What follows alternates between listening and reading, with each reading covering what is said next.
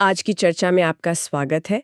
आज हमारे पास Robert Greene की काफ़ी विवादास्पद लेकिन बेहद प्रभावशाली किताब शक्ति के 48 नियम के कुछ अंश हैं। हाँ, द 48 लॉज ऑफ पावर। जी, ये अंश शक्ति को एक ऐसे खेल की तरह दिखाते हैं जहां सीधी चालों से ज्यादा रणनीति, धारणा और कभी-कभी तो छल भी काम आता है। बिल्कुल, खासकर वो पुराने शाही दरबारों का माहौल जहां हर कदम, हर शब्द का वजन होता था। दिखावा, गुप्त चालें, ये सब आम था। हाँ, तो आज का हमारा मकसद है इन स्रोतों से कुछ मुख्य रणनीतियों को समझना, खास तौर पर वो जो प्रतिष्ठा बनाने, इरादे छिपाने और अपनी छवि गढ़ने से जुड़ी हैं। बिल्कुल, और ये देखना दिलचस्प होगा कि ये महज ऐतिहासिक किस्से नहीं हैं। ये मानवीय मनोविज्ञान, सामाजिक व्यवहार की उन परतों को खोलते हैं जो शायद आज भी उतनी ही प्रासंगिक हैं। हम देखेंगे कि कैसे कहानियों और उदाहरणों के जरिए ये नियम असल में काम करते हैं। हाँ, कि इन रणनीतियों के पीछे मनोवैज्ञानिक पहलू क्या हैं। चलिए शुरू करते हैं उस कहानी से जो शायद सबसे ज्यादा जानी जाती है, फ्रांस के वित्त मंत्री निकोलस फुके। फुके। फुके ने राजा लुई 14वें के लिए एक बहुत ही शानदार पार्टी रखी थी। जबरदस्त। हाँ, उनका इरादा शायद नेक था, अपनी क्षमता दिखाना, वफादारी जताना, राजा को खुश करना। लेकिन हुआ क्या? नतीजा बिल्कुल उल्टा निकला। हाँ, राजा को लगा कि फुके अपनी शानो शौकत, अपनी लोकप्रियता से उन्हें दबाने की कोशिश कर रहे हैं। वो चमक राजा को चुभ गई और उस भव्यता ने राजा के अहंकार को चोट पहुंचाई। बिल्कुल, और नतीजा? फुके को गिरफ्तार कर लिया गया। उनकी बाकी जिंदगी जेल में अकेलेपन में बीती। ये तो बहुत कठोर सबक है। मतलब अच्छा करने की कोशिश भी इतनी भारी पड़ सकती है। यही नियम एक का सार है। नायक से आगे कभी ना निकलें। फुके की कहानी यही दिखाती है। आपकी चमक ही अनजाने में दूसरों की, खासकर आपके ऊपर वालों की प्रतिष्ठा पर छाया डाल सकती है। भले ही आपका इरादा नेक हो। हाँ, भले ही इरादा नेक हो। फुके ने राजा की प्रशंसा करने के बजाय अनजाने में ही सही उसे कमतर महसूस करा दिया। तो ग्रीन का सुझाव है कि समझदारी इसी में है कि आप अपने बॉस या वरिष्ठ को हमेशा बेहतर महसूस कराएं। मतलब उनकी बुद्धिमत्ता की तारीफ करें। हाँ, या शायद कभी-कभी छोटी-मोटी मदद मांगकर उन्हें श्रेष्ठ महसूस करने का मौका दें। ये एक तरीका हो सकता है उस असुरक्षा को शांत करने का जो आपकी प्रतिभा से पैदा होती है। किताब में सीजर बोर्जिया और एस्टोर मैनफ्रेडी का भी जिक्र है शायद। हाँ बिल्कुल, जहाँ मैनफ्रेडी की वो स्वाभाविक योग्यता और उसका आकर्षण ही शायद उसके पतन का कारण बना। कभी-कभी बहुत ज्यादा काबिल दिखना भी खतरनाक हो सकता है। और ये फूके वाला मामला सिर्फ नायक से आगे निकलने का नहीं, प्रतिष्ठा के महत्व से भी जुड़ा है ना। नियम 5, प्रतिष्ठा ही शक्ति का आधार है। निश्चित रूप से फुके की प्रतिष्ठा एक ऐसे शक्तिशाली और लोकप्रिय व्यक्ति की बन रही थी जो राजा के लिए आप कह सकते हैं एक खतरा महसूस होने लगी थी। प्रतिष्ठा आपकी पूंजी है जिसकी रक्षा हर कीमत पर करनी होती है। बिल्कुल। एक बार ये धूमिल हुई तो आप चारों तरफ से हमलों के लिए खुल जाते हैं। कहते हैं ना, प्रतिष्ठा आपकी मौजूदगी से पहले कमरे में दाखिल होती है और आपके जाने के बाद भी वहीं रहती है। पीटी बार्नम का भी उदाहरण दिया गया है, कैसे उन्होंने अपनी प्रतिष्ठा बनाने के लिए दूसरों की प्रतिष्ठा पर चतुराई से हमला किया, जैसे अपने प्रतिद्वंदी पील म्यूजियम के खिलाफ। हाँ, ये दिखाता है कि प्रतिष्ठा सिर्फ बचाने की चीज नहीं बल्कि एक हथियार भी है। अच्छा। हाँ, खासकर जब आप शुरुआत कर रहे हो या कमजोर स्थिति में हो, दूसरों की प्रतिष्ठा पर सवाल उठाकर आप अपनी जगह बना सकते हैं। बार्नम ने इसे खूब समझा। तो ये दोनों नियम, मालिक से आगे न निकलना और प्रतिष्ठा की रक्षा करना, असल में एक ही सिक्के के दो पहलू हुए। बिल्कुल, दोनों यही बताते हैं कि शक्ति के खेल में दूसरों की धारणा और उनके अहंकार का प्रबंधन कितना ज्यादा महत्वपूर्ण है। तो अगर दूसरों की नजर में अपनी छवि संभालना इतना जरूरी है, तो क्या इसका मतलब ये भी है कि अपने असली इरादों को छुपाना भी उतना ही अहम है? यहीं पर शायद नियम 3 काम आता है, अपने इरादे छिपाएं। हाँ, ये एक और महत्वपूर्ण रणनीति है। किताब कहती है कि शक्ति के खेल में पारदर्शी अक्सर कमजोरी मानी जाती है। निनॉन डी लेन क्लॉज और मार्क्वीज की कहानी याद है? हाँ, बिल्कुल। मार्क्वीज को सलाह दी गई थी कि वो अपनी प्रेमिका के प्रति सीधे अपने गहरे प्यार का इजहार ना करे, उसे थोड़ा भ्रमित रखे, शायद थोड़ी ईर्ष्या जगाएं। और जैसे ही उसने स्पष्ट रूप से प्यार कह दिया, खत्म। सारा रहस्य, सारा आकर्षण खत्म हो गया। मतलब अपने पत्ते हमेशा छुपा कर रखने चाहिए। लेकिन क्या हमेशा चुप रहना सही रणनीति है? लोग शक नहीं करेंगे? यहाँ एक दिलचस्प मोड़ है। इरादे छिपाने का मतलब हमेशा चुप रहना नहीं होता। अच्छा। हाँ, ग्रीन का तर्क है कि आप खूब बातें कर सकते हैं अपनी इच्छाओं और लक्ष्यों के बारे में भी, बस वो असली ना हो। मतलब एक तरह का ध्यान भटकाने वाला शोर पैदा करना। बिल्कुल। इससे आप खुले और मिलनसार दिखते हैं, जबकि आपके असली मकसद छिपे रहते हैं। बिस्मार्क ने यही किया था। उन्होंने उस गुट का समर्थन करने का नाटक किया जिससे वो सख्त नफरत करते थे, ताकि सत्ता तक पहुंचना के अपने असली लक्ष्य को छुपा सकें। ये तो काफी चालाकी भरा है, बात करके भी इरादे छुपाना। इसी से जुड़ी एक और बात है, झूठी ईमानदारी, फॉल्स सिंसियरिटी। ये क्या है? झूठी ईमानदारी एक ऐसी रणनीति है जहां आप जानबूझकर ईमानदारी का दिखावा करते हैं ताकि लोग आप पर भरोसा करें और आपके असली इरादों पर शक न करें। क्योंकि लोग अक्सर बाहरी ईमानदारी को ही आंतरिक सच्चाई मान लेते हैं। बिल्कुल। शेक्सपियर के नाटक में इयागो ने ओथेलो को इसी तरह धोखा दिया था, पूरी तरह भरोसे में लेकर। और किताब में येलो किड व्हील जैसे ठग का भी जिक्र है। हाँ, वो तो इसका मास्टर था। सैम गीजल वाला किस्सा याद है? हाँ, कैसे एक सीधे साधे दिखने वाले सौदे, वो मुक्केबाजी मैच और लॉज का सौदा के पीछे एक बड़ा धोखा छिपा था। व्हील ने ईमानदारी का एक ऐसा मुखौटा पहना कि गिजिल पूरी तरह फंस गया।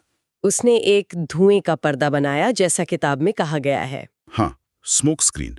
मतलब आप सामने कुछ ऐसा रखते हैं जो परिचित लगे, आरामदायक लगे या हानि रहित लगे, ताकि लोगों का ध्यान आपके असली इरादे से पूरी तरह हट जाए। जैसे व्हील ने एक सामान्य व्यापारिक चर्चा का माहौल बनाया, जबकि उसका असली मकसद कुछ और ही था। तो ये इरादे छिपाने और धोखा देने की रणनीतियां हुई। लेकिन क्या भरोसे का इस्तेमाल किसी और तरीके से भी हो सकता है? नियम 12 है, भरोसे के लिए चुनिंदा ईमानदारी और उदारता का उपयोग करें। हाँ। ये थोड़ा विरोधाभासी नहीं लगता? लगता है, जरूर लगता है। लेकिन ये मनोविज्ञान की गहरी समझ पर आधारित है। नियम कहता है कि ईमानदारी का एक भी कार्य अगर सही समय पर और सही ढंग से किया जाए तो आपके पिछले या भविष्य के कई बेईमान कामों पर पर्दा डाल सकता है। अच्छा, कैसे? ये लोगों के मन में आपके प्रति एक सकारात्मक धारणा बनाता है, एक मजबूत धारणा जिसका फायदा बाद में उठाया जा सकता है। जैसे काउंट विक्टर लस्टिग और अल कपोन वाला किस्सा। हाँ, वही।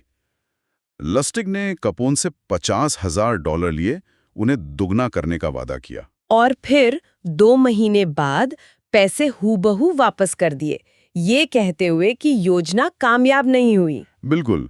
अब सोचिए, कपोन जो खुद एक शातिर अपराधी था, लस्टिग की इस ईमानदारी से इतना प्रभावित हुआ कि उसने उसे इनाम के तौर पर $5,000 दे दिए। वाह! मतलब लस्टिग ने कपोन का भरोसा जीत लिया। हाँ, उस एक ईमानदार कदम ने भविष्य में कपोन को लस्टिग के किसी बड़े झांसे में आने के लिए तैयार कर दिया होता। भरोसे की नींव रख दी गई थी। और लॉर्ड गॉर्डन ने भी जे गूल्ड के साथ कुछ ऐसा ही किया था ना? शुरुआती ईमानदारी से भरोसा जीता और फिर लाखों का चूना लगा दिया। हाँ, ये उदाहरण दिखाते हैं कि एक बार जब ईमानदारी की प्रतिष्ठा बन जाती है तो उसे तोड़ना बहुत मुश्किल होता है। लोग उस एक सकारात्मक अनुभव को पकड़कर बैठ जाते हैं और बाकी चेतावनियों को नजरअंदाज कर देते हैं। तो चुनिंदा ईमानदारी धोखे का एक बहुत शक्तिशाली उपकरण बन सकती है। बिल्कुल। ये बातें तो सोचने पर मजबूर करती हैं कि हम रोजमर्रा की जिंदगी में भी इन चीजों का कितना सामना करते होंगे। खैर, अब बात करते हैं उस चीज की जो शायद आज के सोशल मीडिया युग में और भी ज्यादा प्रासंगिक है, ध्यान आकर्षित करना और छवि गढ़ना। नियम 6, हर कीमत पर ध्यान आकर्षित करें। हाँ, quote attention at all cost. ये नियम कहता है कि देखे जाना शक्ति की पहली शर्त है। अनदेखा रह जाना वो मौत के समान है। और पीटी बार्नम इसके सबसे बड़े उदाहरण हैं। बिल्कुल। उन्होंने समझा कि शुरुआत में किसी भी तरह का ध्यान, चाहे वो सकारात्मक हो या नकारात्मक, अनदेखी से तो बेहतर ही है। वो अपने शो की बुरी समीक्षाओं से भी खुश होते थे। यहाँ तक कि कभी-कभी खुद ही अपने काम पर गुमनाम हमले लिखवाते थे ताकि चर्चा बनी रहे। हाँ, मतलब कोई पब्लिसिटी बुरी पब्लिसिटी नहीं होती है ना। शुरू में तो शायद यही फंडा है। माटा हारी ने भी तो कुछ ऐसा ही किया था। बिल्कुल। खुद को एक रहस्यमयी, आकर्षक पूर्वी नर्तकी के रूप में पेश किया, जबकि वो डच थी। उन्होंने एक पूरी तरह नई पहचान गढ़ी और पूरे यूरोप में सनसनी फैला दी। तो ग्रीन कहते हैं कि ध्यान खींचना एक कला है जिसे सीखना पड़ता है। हाँ, इसे विकसित करना पड़ता है। आपको भीड़ से अलग दिखना होगा, चाहे वो आपके कपड़ों की शैली हो, आपका व्यवहार हो या आपके विचार। कुछ अनोखा, कुछ ऐसा जो लोगों को रुक कर देखने पर मजबूर करे। पिएत्रो अरेटिनो ने तो पोप का मजाक उड़ाकर ध्यान खींचा था। क्या शक्तिशाली लोगों पर हमला करना भी एक तरीका है? हो सकता है, लेकिन बहुत जोखिम भरा है। यह आपको तुरंत सुर्खियों में ला सकता है, जैसा अरेटिनो के साथ हुआ, लेकिन इसके परिणाम गंभीर हो सकते हैं। इसे बहुत सावधानी से इस्तेमाल करने की जरूरत है। लेकिन मूल बात वही है, शुरुआत में किसी भी तरह चर्चा में आना महत्वपूर्ण है। हाँ, बिल्कुल। तो ये हुई ध्यान खींचने की बात। लेकिन सिर्फ ध्यान खींचना ही काफी नहीं है, उसे एक स्थायी छवि में बदलना भी जरूरी होगा। यहीं पर नियम 25 आता है, खुद को फिर से गढ़ें, रिक्रिएट योरसेल्फ। बिल्कुल सही। ये नियम सिर्फ ध्यान खींचने से एक कदम आगे है। ये कहता है कि समाज आपको जो भूमिका या पहचान देता है, उसे जस का तस स्वीकार ना करें, अपनी खुद की एक पहचान बनाएं। एक ऐसी छवि जो जानबूझकर गढ़ी गई हो। हाँ, जो नाटकीय हो और जो लोगों को बांधे रखे। आपको अपनी सार्वजनिक छवि का लेखक और निर्देशक बनना होगा, अपने कैरेक्टर को कंट्रोल करना होगा। जूलियस सीजर का उदाहरण दिया गया है। उन्होंने सिर्फ युद्ध ही नहीं जीते, बल्कि सार्वजनिक खेलों और समारोहों के जरिए अपनी एक भव्य, एक लार्जर देन लाइफ छवि भी बनाई। हाँ, यहाँ तक कि अपनी मौत के समय भी उन्होंने नाटकीयता नहीं छोड़ी, खुद को टोगा से ढक लिया। सीजर ने समझा कि शक्ति सिर्फ कर्मों से नहीं, प्रदर्शन से भी आती है, शोमैनशिप। जॉर्ज सैंड का उदाहरण भी बहुत शक्तिशाली है। ओह हाँ, बिल्कुल। उन्होंने न केवल पुरुषों के कपड़े पहने और सिगार पिया, बल्कि एक पुरुष नाम अपनाया और तत्कालीन पुरुष प्रधान साहित्यिक समाज में अपनी जगह बनाई। उन्होंने समाज की उम्मीदों को पूरी तरह खारिज कर दिया और अपनी शर्तों पर अपनी पहचान गढ़ी। बिल्कुल। ग्रीन कहते हैं कि यह आत्मनिर्माण का विचार कला और रंगमंच से आया है। अपनी सार्वजनिक छवि में नाटकीयता लाने से आपकी शक्ति बढ़ती है, आपका व्यक्तित्व बड़ा और प्रभावशाली लगता है। बिस्मार्क की तरह जरूरत के हिसाब से अलग अलग भूमिकाएं निभाना सीखना। संक्षेप में कहें तो नियम 6 कहता है कि पहले स्पॉटलाइट में आओ, और नियम 25 कहता है कि एक बार स्पॉटलाइट में आ जाओ तो अपना किरदार खुद लिखो और उसे शानदार तरीके से निभाओ। अपनी कहानी के नायक खुद बनो। तो आज हमने शक्ति के खेल के कुछ दिलचस्प और शायद थोड़े असहज करने वाले पहलुओं पर बात की। फुके की कहानी ने दिखाया कि अनजाने में भी चमकना कैसे भारी पड़ सकता है और प्रतिष्ठा कितनी नाजुक होती है। हाँ, और हमने देखा कि कैसे इरादों को छिपाना, चुनिंदा ईमानदारी का इस्तेमाल करना और ध्यान भटकाने के लिए धुएं के पर्दे बनाना कितनी शक्तिशाली रणनीतियां हो सकती हैं। बिस्मार्क, लस्तिग, व्हील, इन किरदारों ने ये करके दिखाया। ये सब दिखाता है कि शक्ति अक्सर सीधी रेखा में नहीं चलती। इसमें बहुत सारे मोड़ हैं, बहुत सारी परतें हैं। बिल्कुल। और फिर बार्नम, माटाहारी, सीजर और जॉर्ज सैंड जैसे उदाहरणों से हमने ध्यान खींचने और अपनी सार्वजनिक छवि को नियंत्रित करने की कला को समझा। ऐसा लगता है कि शक्ति के इस खेल में धारणा ही काफी हद तक वास्तविकता बन जाती है। हाँ, ये नियम और कहानियां भले ही हमें थोड़ी चरम लगें, लेकिन ये हमें अपने आसपास की दुनिया को देखने का एक नया नजरिया जरूर दे सकती हैं।